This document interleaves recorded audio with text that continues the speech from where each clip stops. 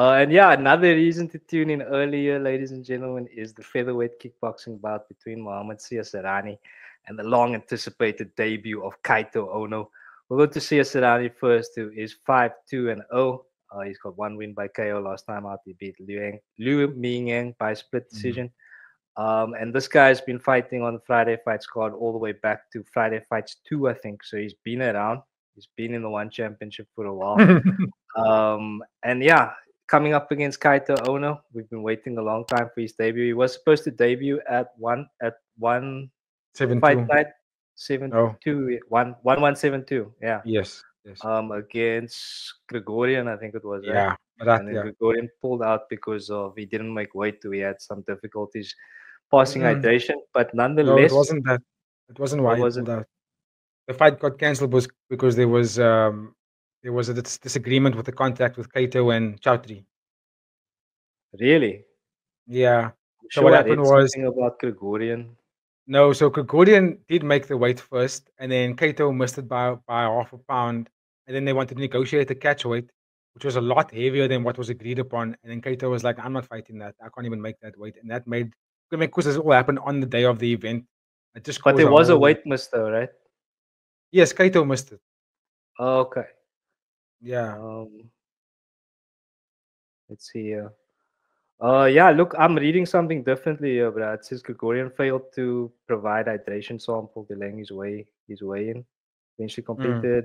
He was 0.75 over the weight limit.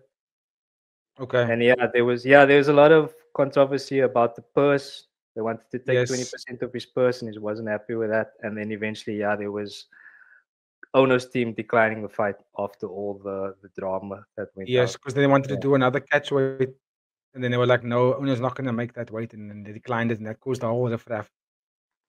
I see. Because I that's see. But that's usually what nonetheless, happens. I'm sorry. Go on. no, it's cool, bro. There's a lot to talk about here. Hmm. But nonetheless, just give me a minute here because this is quite a lot. I'm gonna give this man an introduction that he deserves. So Sure. yeah, he's making his one championship debut. He's the current knockout black super welterweight champion, shoot boxing world heavyweight champion, as well as former Rebels black super welterweight champion, the former shoot boxing super lightweight champion, and 2018 shoot boxing S Cup world tournament winner, bruh. So Yeah. I mean, this man is coming in with a hell of a record. And yeah, is he gonna be with up? Is he gonna live up to the hype here, BG? What do you think? I mean, the fact that they wanted to put him up against Marat Gurin really speaks highly of what his accolades and his talent is like. Because in my opinion, and I think the world's opinion, even though you can ask Jedi, Marat Gregorian, dude, is a beast, right? I mean, he was taking everybody's heads. And the only person he lost to is Superbon. So and stylistically, I think he beats almost most of the one championship athletes. If I'm being honest with you, especially in that featherweight division, I think he beats a lot of them.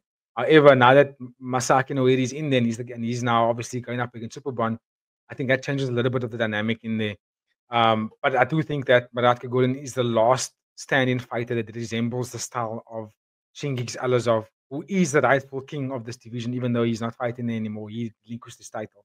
And that style is very, very reminiscent of what Malaka Gordon fights like.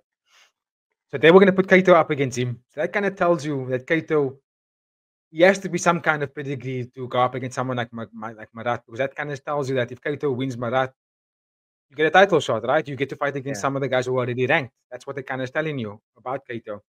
So I am more excited to see what he's going to look like in this organization. I'm more keen to see what his style is like. I mean, he's a very aggressive fighter. He's got a lot of finishes on his name. If you look at his topology page, he's got some good finishes out there. So I'm keen to see what he looks like. If he's fighting at welterweight as well and super welterweight, I mean, he's quite relatively big, right? He's with Kobo, and he looks a little bit like a Japanese anime bad guy. I kind of like that. when So he I'm had his keen to. blonde hair, full Yeah, on, he bro. looked mean, bruh. I was like, this one looks intense. And I mean, you're competing in shooter box, you're competing in so many different organizations. And at 27 years old, you racked up all those accolades already. Nah, that's quality. However, it's a big however.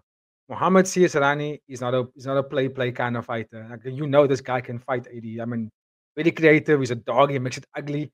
He beat Liu Mingyang, and Liu Mingyang also came into the one championship with a high pedigree of accolades.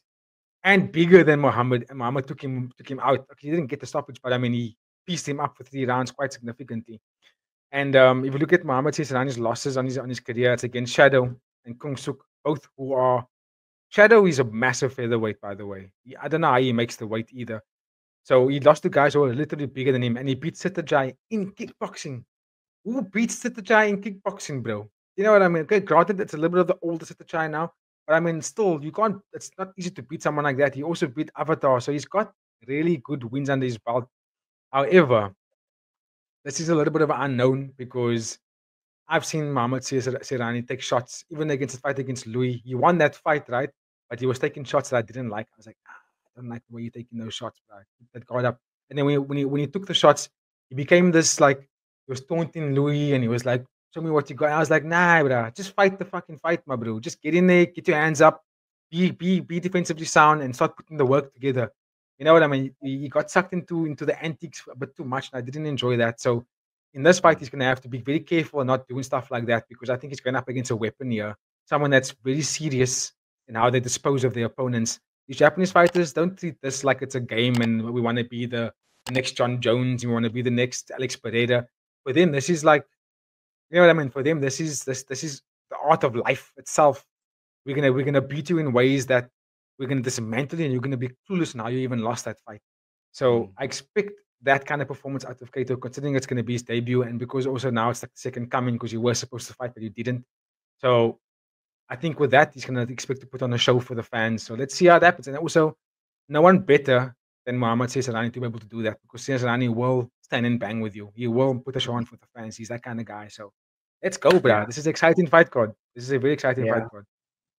Yeah, no, I do agree there, BG. I think CS Arani is an excellent gatekeeper for the organization just because he has been around for such a long time. Like you said, he's really fought some of the top brass of the organization. But yeah, I just wanted to show the viewers here that Kaito Ono has beat Masaki Noiri back in Look there. 2022 by unanimous decision. So yeah, that should be an indication of where this guy's at, and that was back in 2022. It's 2025 now, as I'm sure you know. So I imagine the man's only improved. So again, just super, super fucking hyped for this one, bro. But yeah, PG, that yeah. Now I was gonna say CS Arani has been fighting for so long in the one championship now. He's only 22 years old, bro. Yeah. So he probably What the was a hell? debut at like 17. Yeah.